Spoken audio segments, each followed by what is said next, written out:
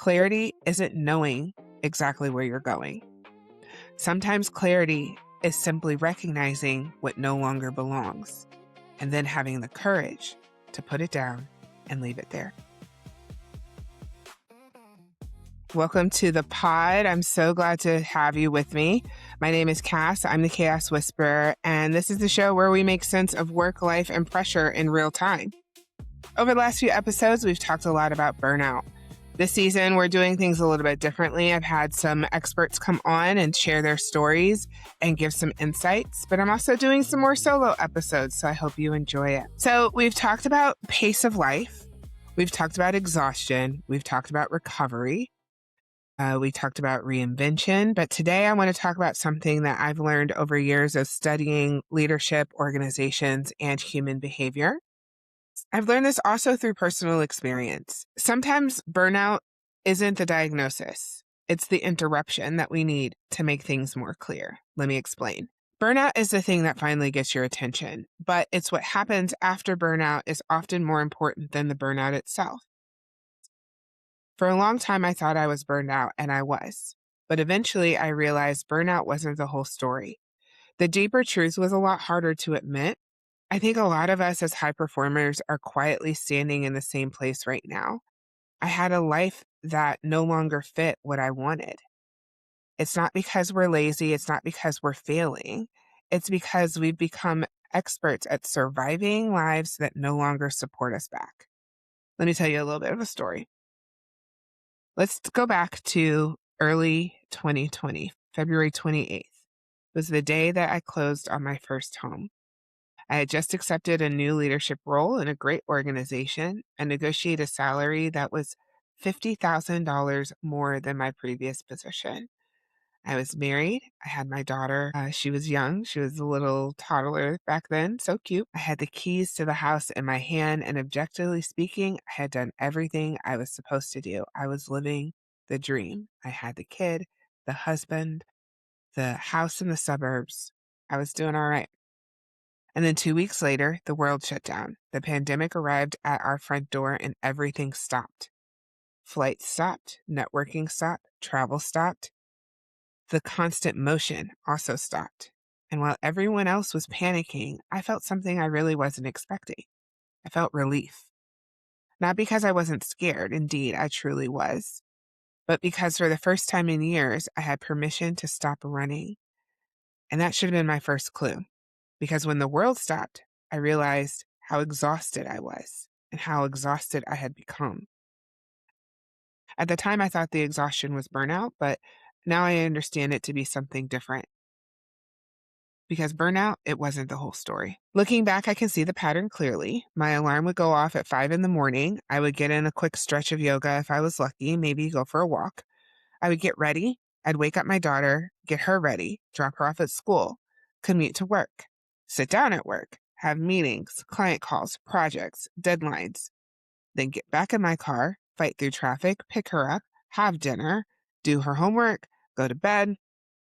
After she went to sleep, I'd open the laptop, open my phone, and again, I would answer emails, prepare presentations, plan work travel, catch up on the things that I didn't get done during the day, wash, rinse, and repeat. If you looked at my LinkedIn during that time, I looked extremely successful. If you looked at my performance reviews, also very successful. If you looked at my calendar, I looked very important. It was full of meetings and dates and deadlines, bills to pay, things to get done. And here's what I know now. I wasn't just working hard. I was deep into overfunctioning. Overfunctioning is what happens when being capable becomes your identity. When you become the person who has always figured it out, the person who carries the extra load gladly, usually with a smile, the person who fixes the problem and remembers everything, the person who makes sure everyone else is okay.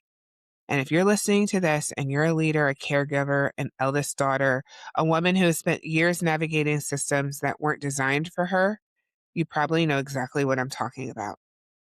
At some point, capability stops being a skill. It becomes a survival strategy. And you become so good at carrying things that nobody notices how heavy they are, including yourself. And that's the trap. Because overfunctioning gets rewarded.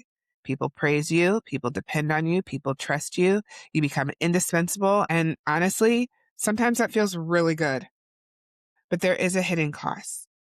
The more indispensable you become to everyone else, the easier it becomes to disappear from yourself. The thing nobody tells you about overfunctioning is that it works, at least for a while. You get promoted, you earn respect, you achieve your goals, you become known as the person who gets things done. This is why burnout can be so confusing to those of us who've lived it. From the outside, everything looks fine, but internally, something starts shifting, something starts moving around. You stop asking yourself what you want. You start asking what needs to be done. You stop asking what feels true, and you start asking what everyone else needs from you. You stop making decisions based on your desires, and you start making them out of obligation. And eventually, you become disconnected from yourself, not dramatically, but maybe a little quiet, maybe gradually, until you, like me, wake up one day and realize you haven't checked on your own needs in years. You know what everyone else expects. You know what everyone else requires. You know what everyone else needs, but you no longer are sure what you need, if you even knew in the first place. I think about what I was experiencing during the pandemic. It's the exhaustion that got my attention, but underneath the exhaustion was something deeper. I become disconnected from myself, if I ever really was connected in the first place. And no productivity system was going to solve that. No planner, no change in morning routine, no optimization strategy. Because the problem wasn't efficiency. I was really efficient. The problem was relationship. I spent years building a relationship with achievement and almost no time maintaining a relationship with myself. I want to pause here for a second because if you're listening to this episode and realizing that maybe the problem isn't you're failing, maybe it's that you've spent years carrying expectations that no longer fit for you. That's exactly why I created the Clarity Sprint, a 90-minute coaching session designed for people who feel successful on paper, but disconnected to their own lives. Together, we identify where you're stuck, what's creating friction, and what expectations you're carrying, what clarity might look like moving forward, because clarity isn't about having all the answers. It's about finally asking the right questions. If you'd like to learn more, the link is in the show notes. Now let's get back to this episode. Like I said, I've spent years building a relationship with achievement and almost no time maintaining a relationship with myself. And if you've experienced that, I want to tell you that you're not alone. Research shows that women leaders report significantly higher burnout rates than men, while many high performers report feeling emotionally exhausted even when they're succeeding professionally, which tells me that this isn't an individual problem. A lot of us are quietly carrying more than our roles and our lives were ever designed to hold. And that is the hardest realization because it would have been easier if the problem was burnout. Burnout has solutions. Get more rest, change a little bit of your behavior, take a long vacation or sabbatical, reduce your workload, recover, work on your nervous system. Those things are actionable. What do you do when the problem isn't chronic exhaustion? What do you do when you feel the life you've built no longer feels like your own? That's an entirely different conversation. And for me, it started with a simple question. If I wasn't trying to prove anything, what would I choose? The question wasn't, what would it look like to be successful? Not what would make other people proud. Not what would earn approval, but what would actually fit? What would I actually choose? And here's what I eventually realized. Some people are not burned out from work itself. They're burnt out from constantly performing versions of themselves that no longer feel true. They're the responsible ones, the helper, the fixer, the achiever, the strong one, the one who has it all together. The life I built wasn't necessarily wrong. It just belonged to a version of me that had been operating out of a sense of survival. And survival had become incredibly useful until it wasn't. At some point, the strategies that helped us survive become the very things that keep us stuck. And that was the moment that changed everything for me. Not when I recovered from burnout, but when I realized the life I built no longer fit who I wanted to be or who I was becoming. The reality is, once you see it, you can't unsee it. You start asking questions differently. You start asking things like, what actually matters to me now? What am I no longer willing to sacrifice for approval? What would success look like if it supported me back? What am I carrying that no longer belongs to me? And for me, rebuilding did look dramatic because, I got a divorce. I came out as lesbian, some drama. But for me, it also looked like boundaries. It looked like saying no consistently. It looked like letting some things remain unfinished. It looked like trusting myself more than someone else's external expectations. And most importantly, it looked like choosing rhythm over performance, not searching for balance, but truly finding a rhythm of my life that works for me and the people I love most. I've learned something very important. Clarity isn't knowing exactly where you're going. Sometimes clarity is simply recognizing what no longer belongs and then having the courage to put it down and leave it there. Every episode this season, I'm asking 2 questions. 1, what is bringing someone hope?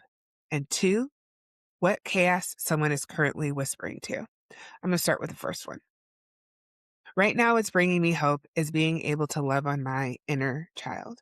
The baby version of Cass, the child version of Cass, the teenage version of Cass, who was living by somebody else's expectations and standards, who never had the opportunity to build something that was just for me. I have hope that this version, this adult version, is able to love on that child version of myself and gently say to them, all of your chaos is worth it. Being able to whisper to them and say, you are safe, you are held, you are whole, and we got it from here. In a lot of ways, that's the chaos I'm also whispering to. I'm whispering to the belief that I need to have everything figured out in order to begin. And the irony is that I've spent years helping organizations interpret their own chaos, helping leaders move through it and find clarity. And the last few years of my life have required me to do the same for myself. What I'm learning is that clarity doesn't come from certainty. Clarity comes through rigorous honesty, through movement, through hard times. It comes through paying attention to what chaos is trying to tell me. So if you're burnt out right now, maybe the question isn't, how do I get back to who I used to be? A better question is, who have I become? Maybe you're exhausted from overfunctioning. Maybe you're becoming disconnected from yourself while building a life that once made sense. Maybe you're realizing the version of success you worked so hard to achieve no longer fits who you are. And you're not alone. I've been there too. That's why this podcast exists, because I believe clarity is not a luxury. It's how we make sense of work, life, and pressure in real time. It's how we stop surviving our lives and start participating in them. So wherever this episode finds you, I hope it reminds you of something very important. You don't have to have it all figured out today.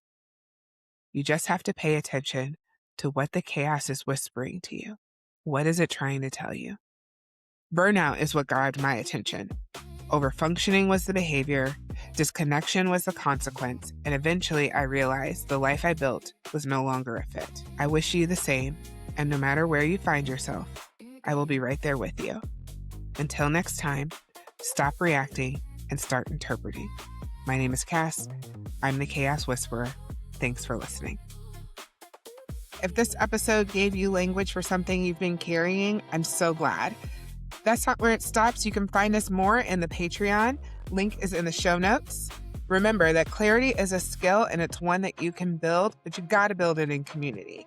Let's go deeper together inside of the Patreon. Be sure to turn on your notifications, like, subscribe, share, all the things. Leave me a comment. I really do read every single one of them. If something really stood out to you, I'd love to hear about it. If not, you can keep it to yourself. I appreciate the engagement though. Until next time, remember, I'm right there with you.